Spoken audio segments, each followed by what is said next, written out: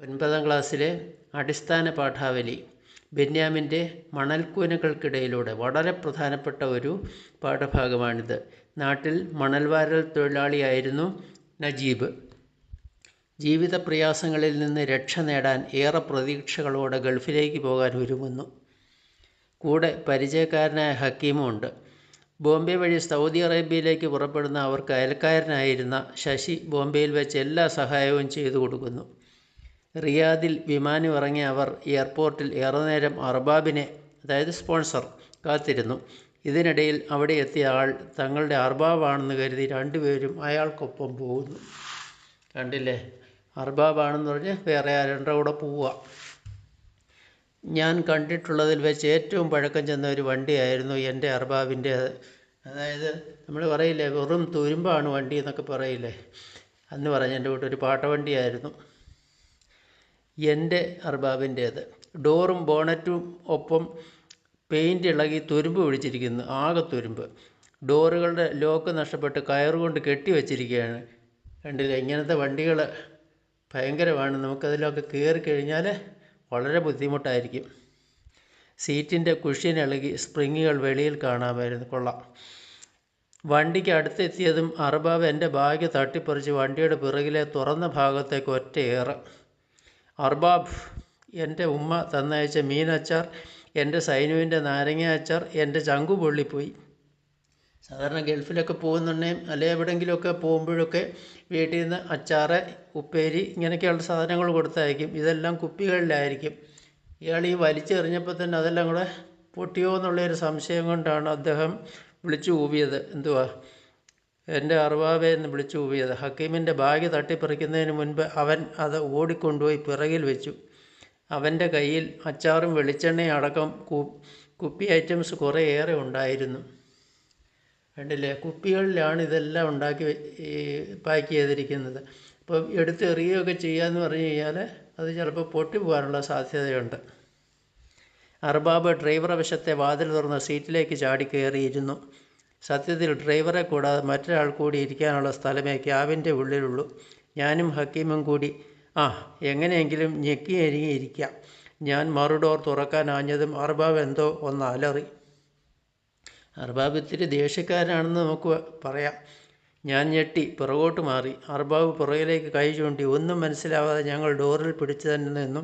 അർബാബ് പിന്നെയും കൈ ചൂണ്ടി യാ അള്ള എന്നലറി. പിന്നെ കോപത്തോടെ വാതിൽ തുറന്നിറങ്ങി വന്ന് എൻ്റെ കൈ പിടിച്ച് പിന്നിലേക്ക് കൊണ്ടുപോയി. ഇത്തിരി ദേഷ്യക്കാരനാണ് പുള്ളി. ഇപ്പം കൈ പുറകിൽ പോയിരുന്നോളാൻ പറഞ്ഞുകൊണ്ട് പിടിച്ച് തള്ളി. അത് കഴിഞ്ഞിട്ട് പിടിച്ച് വലിച്ച് പുറകിൽ കൊണ്ടിരുത്തി. അത് കഴിഞ്ഞിട്ട് പിറകുവശത്തെ തുറന്ന ക്യാബിനുള്ളിലേക്ക് തള്ളി. കഷ്ടം. അത് കണ്ട് ഹക്കീം അവിടേക്ക് ചാടിക്കയറി. അർബാബ് തിടുക്കത്തിൽ ചെന്ന് വണ്ടി സ്റ്റാർട്ടാക്കി ഓടിച്ചു പോയി. ഇത്രയൊക്കെ ചെയ്ത് കഴിഞ്ഞ് രണ്ടുപേരെയും പുറകിലാക്കിയിട്ട് അർബാബ് ഓടിച്ചെന്ന് വണ്ടി ഓടിച്ച് സ്പീഡിൽ പോയി. വണ്ടിയുടെ പിൻഭാഗത്ത് 2-3 വലിയ അലൂമിനിയം പാത്രങ്ങളും കുറച്ച് പുല്ലും കുറേ ചാക്കുകെട്ടുകളും ഉണ്ടായിരുന്നു. അതൊക്കെ ശ്രദ്ധിച്ചോണം. വണ്ടിയുടെ പുറകിൽ എന്തെല്ലാം സാധനങ്ങളുണ്ടായിരുന്നു. 2-3 വലിയ അലൂമിനിയം പാത്രങ്ങൾ, കുറച്ച് പുല്ല്, കുറേ ചാക്കുകെട്ടുകൾ, ഇതെല്ലാം ഉണ്ടായിരുന്നു. സൈഡിലെ അഴിയിൽ പിടിച്ച് വല്ല വിധേനയും ഞങ്ങൾ അവിടെ ഇരുന്നു. ഏതോ പുരാതന ലോകത്ത് നിന്ന് ഇറക്കിക്കൊണ്ട് വന്നതുപോലെ. പഴഞ്ചനായിരുന്നെങ്കിലും വണ്ടിക്ക് നല്ല സ്പീഡുണ്ടെന്ന് തോന്നി. ചിലതങ്ങനെയാണ്. ഈ പുരാതന വണ്ടിയാണെന്നുണ്ടെങ്കിലും ഭയങ്കര ഇരപ്പിക്കലോടായിരിക്കും. ചിലപ്പോൾ JCBയുടെ ഇതിലായിട്ടായിരിക്കും പോകുന്നത്, എരപ്പോടെ കൂടിയായിരിക്കും പോകുന്നത്. എന്തായാലും ഭയങ്കര കടകടാന്നുള്ള സൗണ്ടോട് കൂടി ഇതിങ്ങനെ പൊയ്ക്കൊണ്ടിരിക്കുകയാണ്. അതിൻ്റെ ഇരമ്പലും ചിരക്കലും മാത്രമായിരുന്നു ആദ്യ കാട്ടിന്. കണ്ടില്ലേ, അതിൻ്റെ ആ ഒരു സൗണ്ടുകളായിരുന്നു ഭയങ്കര. ചില ബൈക്കൊക്കെ പോകുമ്പോൾ നമുക്ക് കാണാമല്ലോ. എന്നാൽ എയർപോർട്ട് വഴി വിട്ട് പ്രധാന നിരത്തിലേക്ക് ഇറങ്ങി കഴിഞ്ഞപ്പോഴാണ് അതിൻ്റെ ശരിക്കുമുള്ള വേഗം എനിക്ക് ബോധ്യപ്പെട്ടത്. 100 കണക്കിന് വാഹനങ്ങൾ അതിനെ നിർദാക്ഷിണ്യം പിന്തള്ളിക്കൊണ്ടിരുന്നു. അതായത് ഇതിനെ പിന്തള്ളിക്കൊണ്ട് വേറെ നല്ല വാഹനങ്ങളൊക്കെ മുന്നിൽ കയറിപ്പോയി. ഇതിന് അങ്ങനെ സ്പീഡ് എടുക്കാനും പറ്റത്തില്ല. ആകെ പിന്തള്ളുന്ന സ്വന്തം പുകക്കുഴൽ വഴി ഊതി വിടുന്ന കരിമ്പുക മാത്രം. ഇതിനെ ഓവർടേക്ക് ചെയ്തായി പോകുന്നത്. ഇതിനതിലെ കറുത്ത പുകയെ ഓവർടേക്ക് ചെയ്യുന്നുണ്ട്, അത്രയേ ഉള്ളൂ. ബാക്കി നല്ല വണ്ടികളൊക്കെ ഇതിനെ കവർ ചെയ്ത് പോകുന്നുണ്ട്. ഗൾഫിൻ്റെ വീഥികളിലൂടെ എൻ്റെ ആദ്യ യാത്രയാണിത്. അതായത് ഗൾഫിൻ്റെ വീഥികളിലൂടെയാണ് ഈ പോകുന്നതെന്നാണ് ഇയാൾ പറയുന്നത്. അതിങ്ങനെ തുറന്ന വണ്ടിയിലായത് എന്നെ കുറച്ച് വേദനിപ്പിച്ചെങ്കിലും കൂടുതൽ സന്തോഷിപ്പിക്കുകയാണ് ചെയ്തത്. വഴിയുടെ ഇരുഭാഗത്തുമുള്ള നീളൻ കെട്ടിടങ്ങളുടെയും പ്രഭാപുരത്തിൻ്റെയും കാഴ്ച അത്രയും അതിൻ്റെ മനോഹാരിത തെല്ലും ചോരാതെ കാണാൻ അതുകൊണ്ട് മാത്രം എനിക്ക് കഴിഞ്ഞു.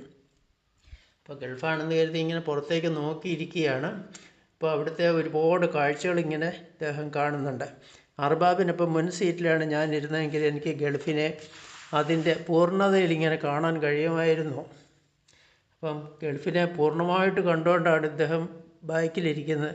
ബാക്കിലെന്ന് പറഞ്ഞാൽ ഒരുപാട് സ്ഥലമുണ്ട്, നമുക്കറിയാമല്ലോ. പുല്ലുണ്ട്, ചാക്കുകെട്ടുണ്ട്, അലുമിനിയം പാത്രങ്ങളുണ്ട്. ഇതിൻ്റെ ഇടയ്ക്കാണ് പുള്ളി ഇരിക്കുന്നത്.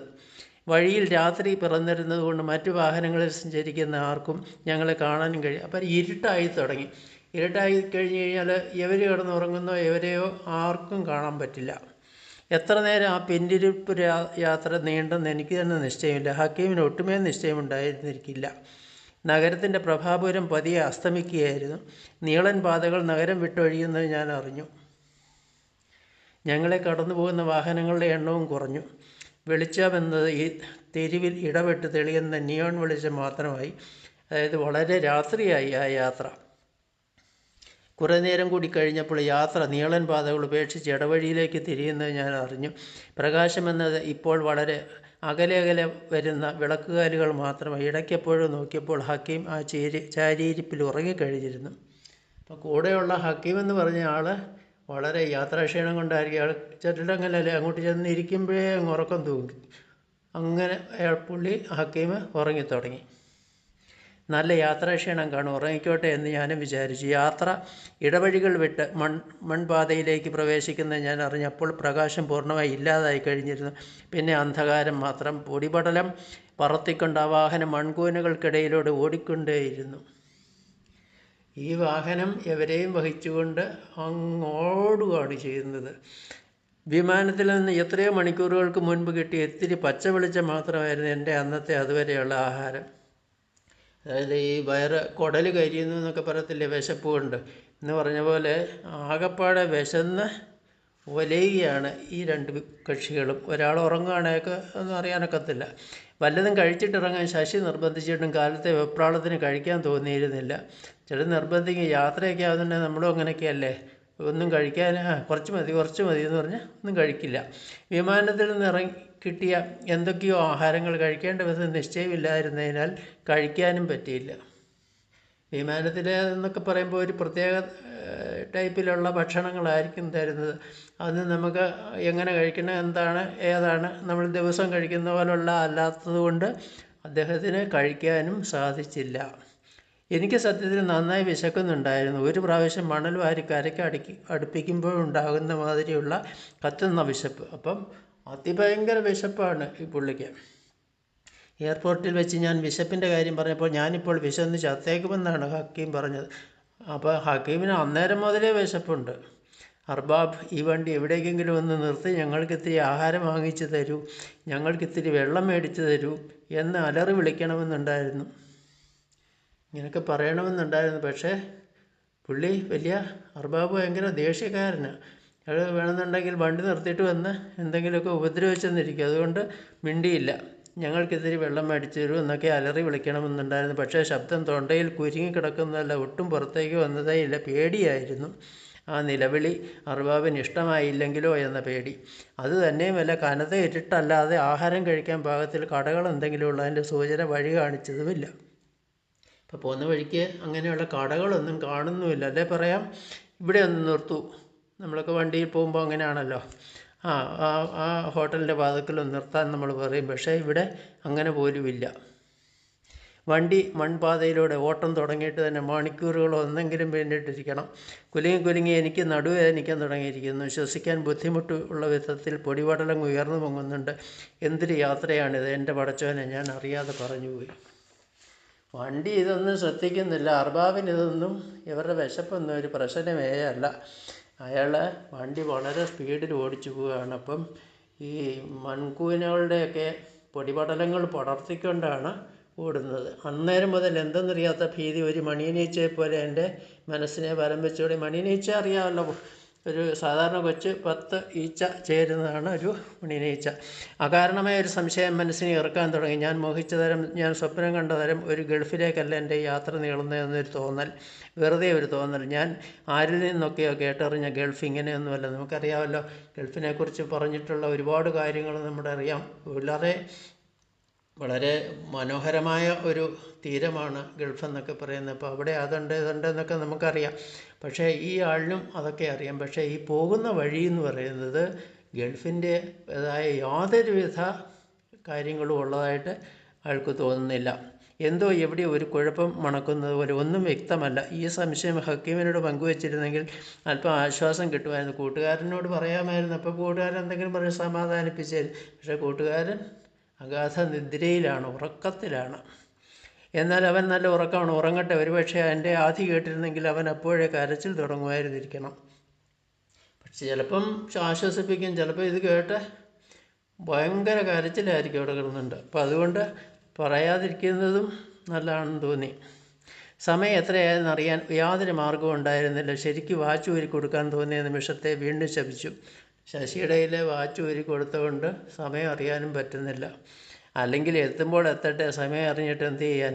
എൻ്റെ സ്വന്തം അർബാബിൻ്റെ വാഹനത്തിലാണ് ഞാൻ യാത്ര ചെയ്യുന്നത്. അദ്ദേഹത്തിൻ്റെ കയ്യിൽ എൻ്റെ ജീവിതം സുരക്ഷിതവും ശോഭനവുമാണ്. അങ്ങനെ ഒരു കോൺഫിഡൻ്റായി പുള്ളി. പിന്നെ സമയത്തെ ഓർത്ത് ഞാൻ എന്തിന് വേവലാതിപ്പെടണം? ഞാൻ വണ്ടിയുടെ പിറകിലുണ്ടായിരുന്നു.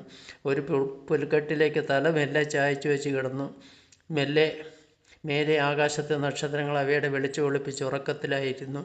വെറുതെ ആ കറുത്ത ആകാശശൂന്യതയിലേക്ക് കണ്ണുമിഴിച്ച് ഞാൻ കിടന്നു. വണ്ടിയുടെ ഒടുങ്ങാത്ത കുലുക്കവും ഇരമ്പലും എനിക്ക് ആ യാത്രാക്ഷീണത്തിൽ താരാട്ടായി.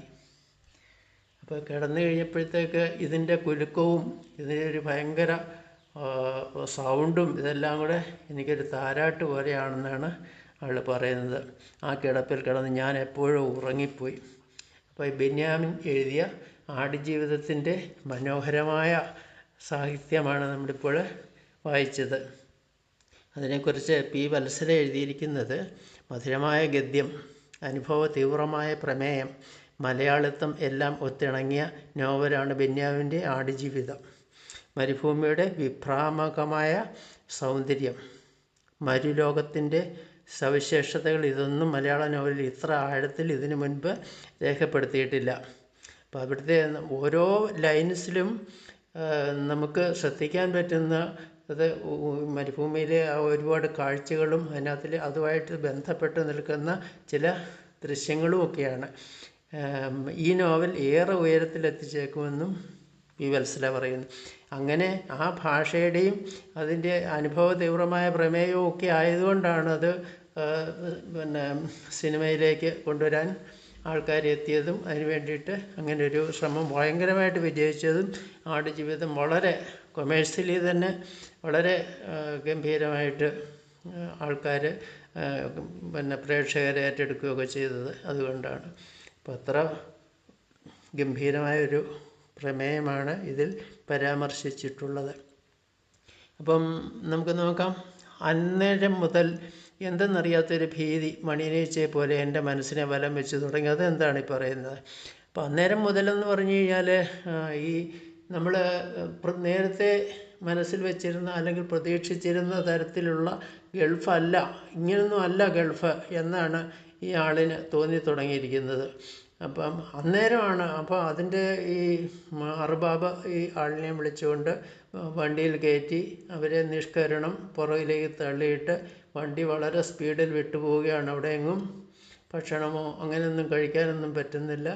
അപ്പം നമ്മൾ വിചാരിക്കുന്ന പോലെ ഒരു ഗൾഫല്ല എന്ന് മനസ്സിൽ ഒരു ഭീതി, ഒരാശങ്ക ഉയർന്നു വരുന്നുണ്ട്. അതുകൊണ്ടാണ് ഈ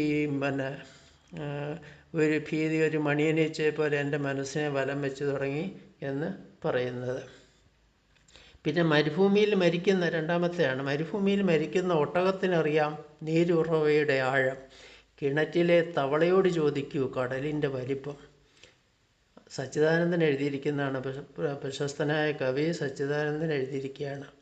മരുഭൂമിയിൽ മരിക്കുന്ന ഒട്ടകത്തിനറിയാം നീരുറവയുടെ ആഴം, കിണറ്റിലെ തവളയോട് ചോദിക്കൂ കടലിൻ്റെ വലിപ്പം എന്ന് പറഞ്ഞാൽ മരുഭൂമിയിലെ മരിച്ചു പോകുന്ന ഒട്ടകത്തിനറിയാം നീരുറവ, അതിൻ്റെ സൗന്ദര്യവും അല്ലെങ്കിൽ അതിൻ്റെ ആവശ്യകതയും അതിൻ്റെ ആഴവും അതെത്രമാത്രമുണ്ടെന്നും അതെവിടെയാണെന്നും മരുഭൂമിയിലുണ്ട് എന്നതിനറിയില്ല. എങ്കിൽ തന്നെയും ആ വെള്ളത്തിൻ്റെ നീരുറവയുടെ അതിൻ്റെ സാമീപ്യം അതിനെ എത്രമാത്രം രക്ഷപ്പെടുത്തുമെന്ന് അതിനറിയാൻ പറ്റും.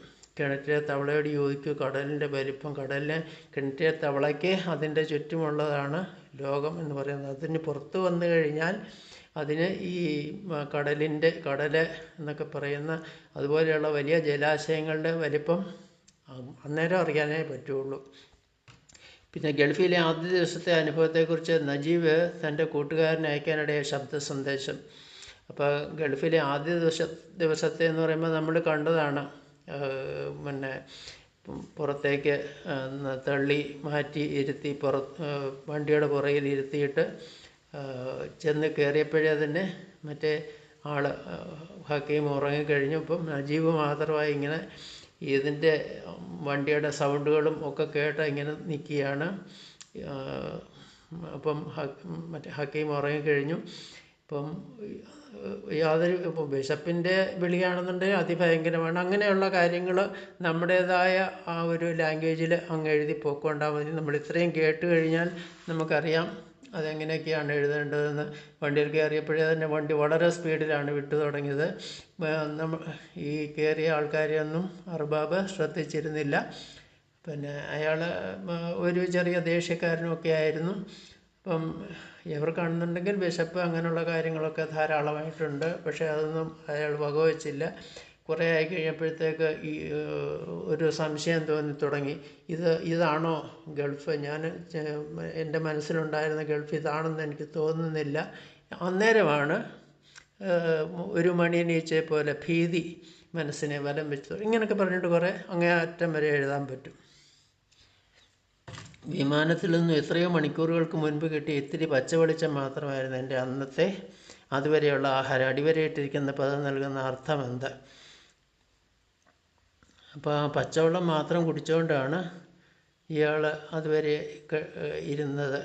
അപ്പം പിന്നെ യാതൊരുവിധ ആഹാരങ്ങളും ചെന്നിട്ടില്ല ഉള്ളിൽ. ഭയങ്കരമായ വിശപ്പിങ്ങനെ കാർന്നു തിന്നുകൊണ്ടിരിക്കുകയാണ്. ഇതുകൊണ്ട് പച്ച ചേർന്ന് വരുന്ന കൂടുതൽ പദങ്ങൾ ഇതിൽ നിന്ന് അർത്ഥം നോക്കുക. പച്ച പരിഷ്കാരി, പച്ച മനുഷ്യൻ, ഇത്രയൊക്കെയുള്ള കാര്യങ്ങൾ നമുക്കിതിന് ആസ്വാദനക്കുറിപ്പും ഒക്കെ സ്വന്തം ആയിട്ട് തന്നെ എഴുതാവുന്നതാണ്. അതിൻ്റെ കഥ നന്നായിട്ട് മനസ്സിലാക്കി കഴിഞ്ഞാൽ നമുക്ക് തന്നെ കൂടുതലായിട്ട് ഇതിനെക്കുറിച്ച് എക്സ്പാൻഡ് ചെയ്ത് എഴുതാൻ കഴിയും. അപ്പോൾ നമുക്ക് അടുത്ത ഒരു ചാപ്റ്ററുമായിട്ട് വീണ്ടും എത്താം. Thank you.